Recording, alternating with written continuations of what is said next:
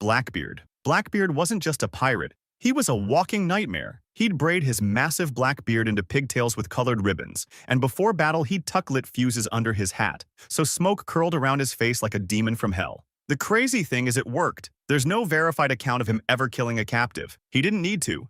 At his peak, he commanded the Queen Anne's Revenge, a 40-gun warship with 300 men. He once blockaded Charleston for a week, holding prominent citizens hostage until they paid. For 2 years, he was untouchable. But in November 1718, his luck ran out. Virginia's governor sent Lieutenant Maynard to hunt him at Ocracoke Island.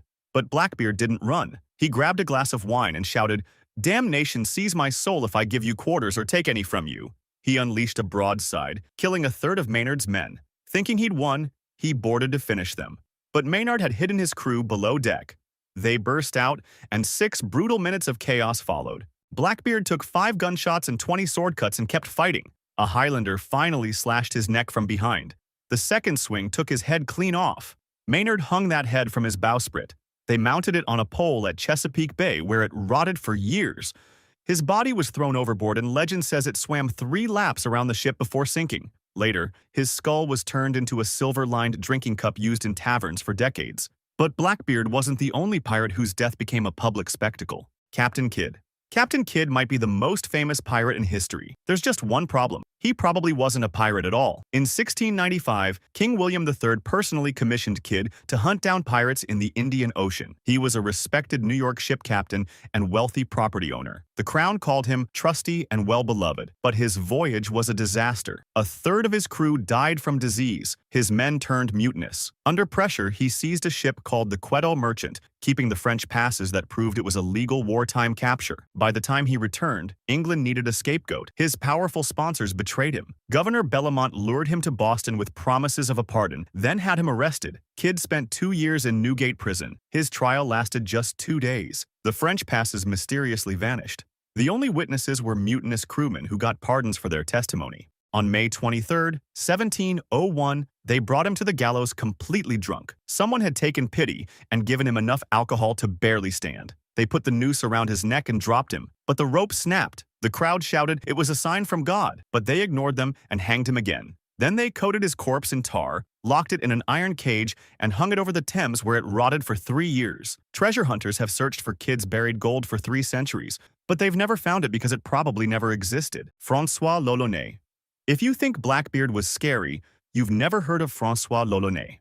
The Spanish called him the Bane of Spain, and their sailors would rather sink with their ship than surrender to him. L'Olonnais arrived in the Caribbean as an indentured servant. The Spanish worked him half to death. Once free, he swore to return the favor. Early in his career, soldiers ambushed his crew and killed everyone. L'Olonnais survived by covering himself in blood and hiding among the corpses. But eventually, he got his revenge.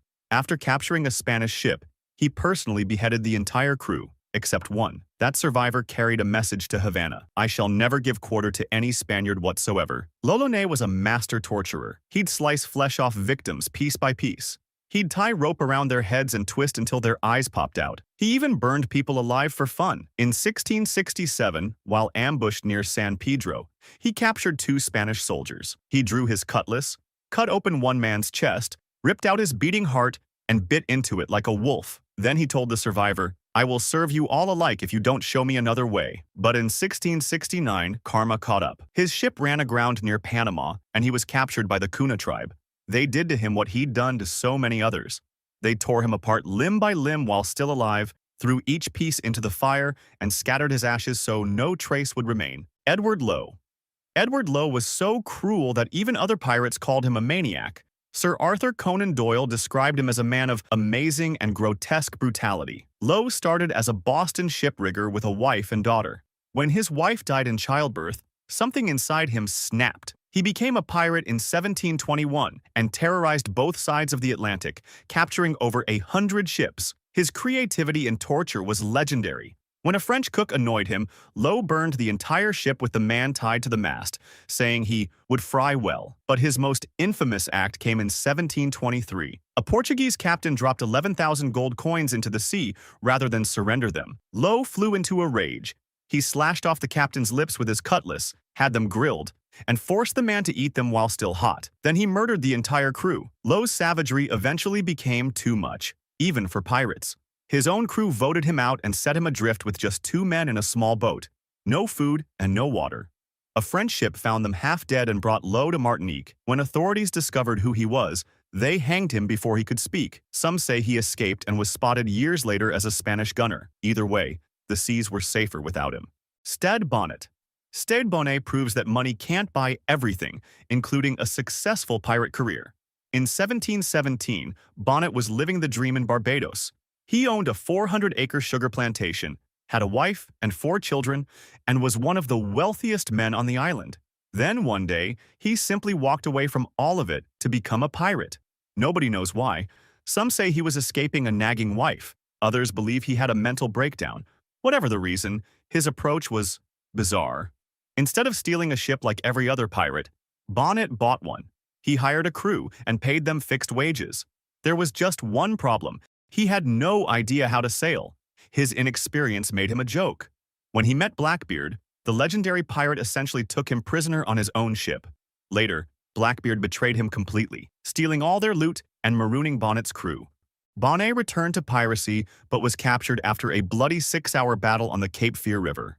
He escaped prison but was quickly recaptured. At his execution on December 10, 1718, the gentleman pirate was a broken man. He wrote desperate letters begging for mercy, offering to become the governor's servant.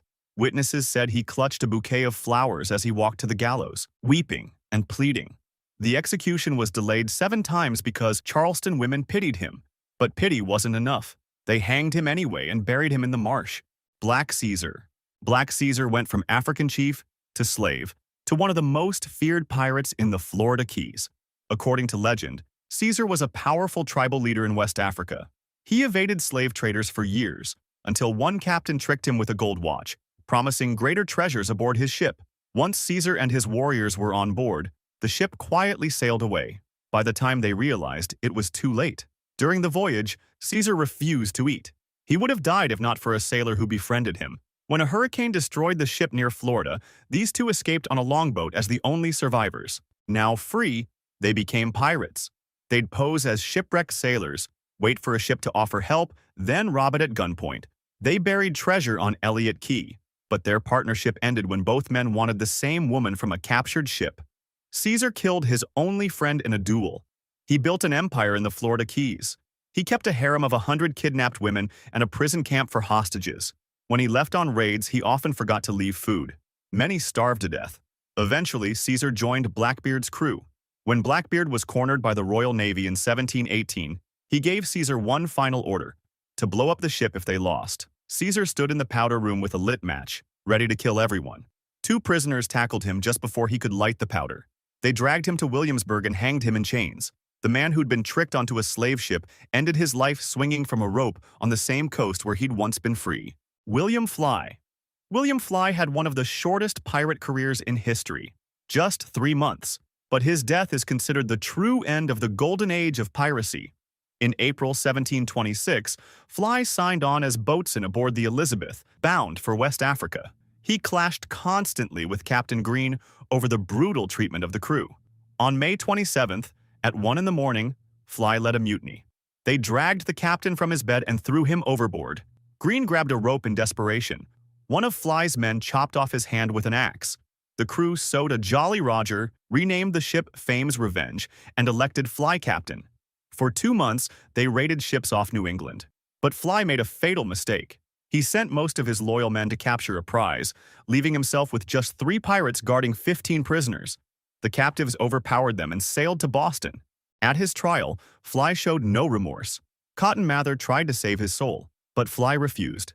On July the 12th, 1726, he walked to the gallows, smiling at the crowd. When he examined the noose, he even criticized the hangman for doing a poor job. Then he retied the knot himself and placed it around his own neck. They hanged him and put his body in an iron cage at the harbor entrance. Some pirates begged for mercy, while William Fly fixed his own noose. Olivier Levasseur. Olivier Levasseur committed the single greatest heist in pirate history. Almost 300 years later, no one has found the treasure.